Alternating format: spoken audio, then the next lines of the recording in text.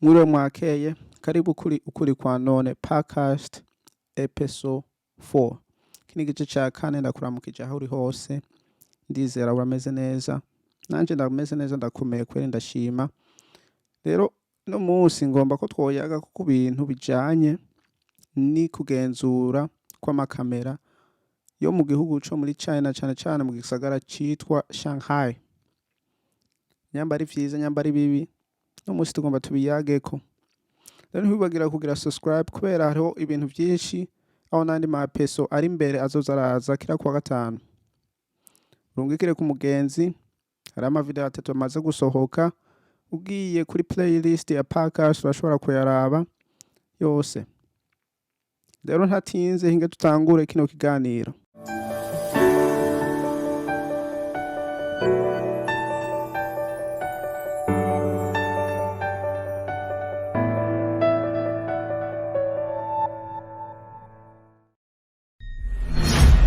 Jewe ndi umuntu yizera, mugane naho ndakwizera urumva sindaguha ubwizero bwanje bwose, ahubwo ndizera jewe yuko ndakwizera. Urumva niyo wangirira inabi, ingorane nazo bari jewe, ni jewe nzoba ndaguha ico cizero co kugira ico kintu, co kunkorera ico kintu.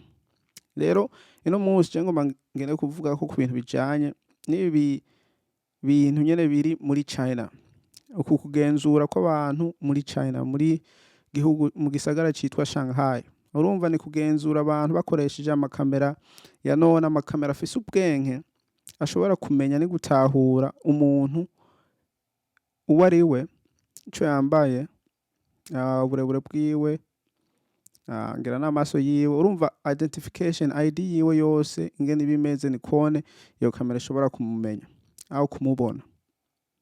Urumva ni ibintu bitangaje mw'iki gihe turimwo, naho tubara amakamera agenzura, hubwo n'amasimu dufise nayo nyene barashobora gukoresha mu bwo buryo bakatugenzura.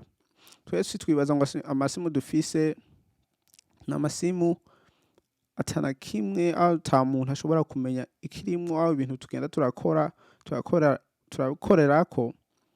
Mugani government leta igomba kuraba mu bihugu bimwe bimwe, irashobora kumenya, irashobora kwiba, ikamenya ibintu byose uriko urakorera ku isimu, cyane cyane n'umuntu mubi, aho umuntu abuza amahoro igihugu, urumva barashobora kukufata buciye mu bwo buryo. Urumva nta nakimwe ushobora kubanyegeza. Rero umuntu yovuga ngo ati ni ibintu byiza aho ni ibintu bibi bivana, kubera mu bihe tugiyemo ni bihe ubwigenge bw'abantu buzoza buragabanuka, kubera niyo bamara gushiraho ivyo bintu, kubera ibintu byatanguye ngira nko mu 2000 aho mu 2014, kubera ni ibintu bishasha ntibarabishira mu gihugu cose ngo abantu bose ngo babigire, kuko ni ibintu baciga kugira niyo babimenya bigafatika neza bazobishire mu gihugu cose, abantu bose bagire kwiyo ngendo shasha. Urumva amakamera azoba ari hose, mu mabarabara, mu mazu. Urumva na application uzokoresha mu isimu naho nyene bazoshobora kumenya ivyo uriko urakoresha ivyo ari byo. Ibi bintu biriko biraba muri China Shanghai, ni ibintu biba, ni ibintu babamwo, ni ibintu babayemwo, kandi ngene abantu bavyakira ivyo leta ntavyiraba, ubwo yone iraba kuko iriko irakingira umutekano, irakingira abantu baho, kugira umutekano ubeho. Mugani cane cane hari ubundi buryo bashobora kubikoresha ibi bintu kugira bamenye abantu batakwirikiza ingene leta igenda, kugira bafata abantu bakwirikiza ingendo zabo. Urumva ni mu buryo bwishi bwo kugira bagenzure abantu, babashire ku murongo umwe. Mugani twebwe abantu kwisi turakunda kugwanya ibintu, nta bintu byose biza ngo ati twemere. Urumva na coronavirus aho yatangura hari abantu babigwanya, n'ubu baracabigwanya, bazobigarukana mugani bazobigwanya.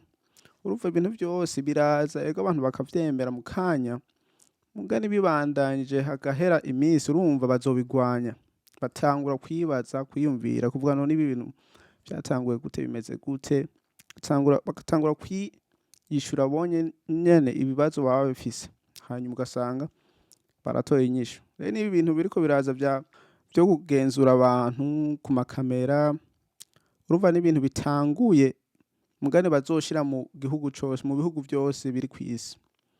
Ubu cane cane biri muri China, nihone bariko baravyigako kugira babifate neza nyene, hamwe niyo babishira mu bindi bihugu, abandi ibindi bihugu bikazogura ayo masystem nyene, baramaze kubigira akamenyi gakomeye kuruta hamwe atangorana. Urumva umuntu ari we wese aho igihugu cari co cose ugasanga amakamera yuzuyemwo abantu ngene bagenda, urumva aho ugenda hose barabona, ico ukora cose baramenya.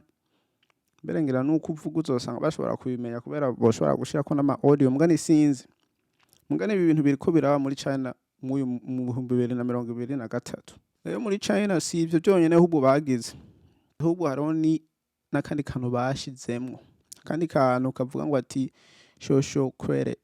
Urumva ingene wigenzura mu bantu nabo bakaguha amanota, ingene wigenzura mu bantu nabo bakaguha amanota. Urumva bitandukanye na bijya bavuga ngo ati bazokwambika agachip ngo genda gusuma ngo ukora uko, oya bone ni social credit. Urumva bagenzura ingene ugenda mu bantu baguha amanota. Ukoze amakosa amanota aragabanuka, ukoze amakosa amanota agenda aragabanuka, ukoze ibintu vyiza ngira araduga, naho aduga akumarira iki, kubera ivyo vyose n'ibintu nyene vyo kugira bakugarira ubuzima bwawe. Numva usanga bigoye. Rero ibyo bintu bamaze kubishiraho, barafise ayo makamera agenzura abantu, barafishe n'ingene ushobora kugenda mu bantu ugenze nabi, amanota yawe aragabanuka, ukazosanga ubayeho mu buzima bugoye kubera ingendo zawe, aho kubera ibintu nyene. Urumva ibintu byose bikuzitira kugira ubwigenge, ingene witambukira, ugasanga ucitaye no ku muntu kandi utagomba kumucitara, kugasanga barakugabanyirije amanota yawe. Bakugabanyirije amanota yawe ni kone n'abandi bantu babona ko umuntu atari umuntu mwiza, kandi uwo muntu urumva bamuhaye amanota, bagiye ku bintu vy'amanota, urumva bagabanyije agaciro k'umuntu. Rero umuntu adafise agaciro, urumva mufata uko bigombeye. Abantu abagenzi, urumva leta hoho iba yarengeje, kubera yo niba yarashizeho ibi bintu vyo kugenzura abantu biciye mu buryo. Rero ugomba gutahura ibintu byinshi kw'iyisi, ni kubibona hakiri kare, hanyuma ukazobigenzura nawe, kubera ibi bintu biriko biraba muri Shanghai mu gice kimwe kimwe, ni mu bisagara bimwe bimwe muri China birimwo. Mu nyuma uzosanga biri ku mbuga yawe, biri ku muhana wawe, biri ahantu hose ukazovyisangamo. Kubera sinzi ingene abantu babaho mw'ibi bintu badashobora kubikata hakiri kare, bagashuvuga ibi bintu nibiki, mugani kubera ata buryo nyene usanga bafise, usanga bigoye. Wemera ibintu byose biza, mugani si kuvyemera, hubwo ubibamwo bubi bwiza. Urumva ubuzima buguma bubandanya uko nyene. Rero ibintu vyo kugenzura abantu biciye mu buryo bw'amakamera ni ibintu biteye ubwoba, kandi biriho, bibaho, abantu babirimwo biciye bikaja bijamwo n'ivyo bintu vyo kuha amanota abantu bivanye n'ingene bigenzura mu bantu. Urumva n'ibintu bizoza kandi bazobishira mu ngingo mu bihugu vyose. Natwe bari mu bihugu vyose, mugani mu bihugu bifise ubwo buryo bwo kugura ivyo bintu bikenewe kugira nabo nyene babitangure kubikoresha. Ubu baracagira imyigo yo kugira ivyo bintu kugira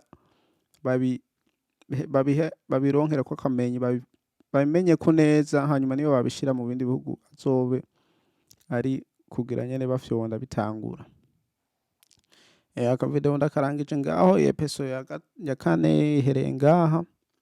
Mugani ndagomba ko wandika ngaho muri comment ukambwira nawe ibintu ubuzima wobubamwo, ubuzima bwo kugenzura umuntu gihe cari cyo cose, giciye mu masimu, giciye ku makamera ari impande zose. Wumva nawe aho kugenzura amanota y'abantu, ingene wigenzura mu bantu, wumva nawe wobishobora kubibamwo ivyo bintu? Niwandike ngaho ivyitegerezo vyawe, hanyuma tubiganire ko twumve ko twese duhuza, kubera n'ibintu biteye ubwoba. Kandi ntubagire kuraba episode 2, 3, 1 kubera zarashohoce ziri hanze. Ugiye kuri playlist ya podcast zose ziriho, zirungikira mugenzi wawe kuko nawe nyene arakwiriye kumva ukuri kwa none. Rero ndabasezeye, muguma amahoro, tuzosubira kubonana niyo twabonana. Peace.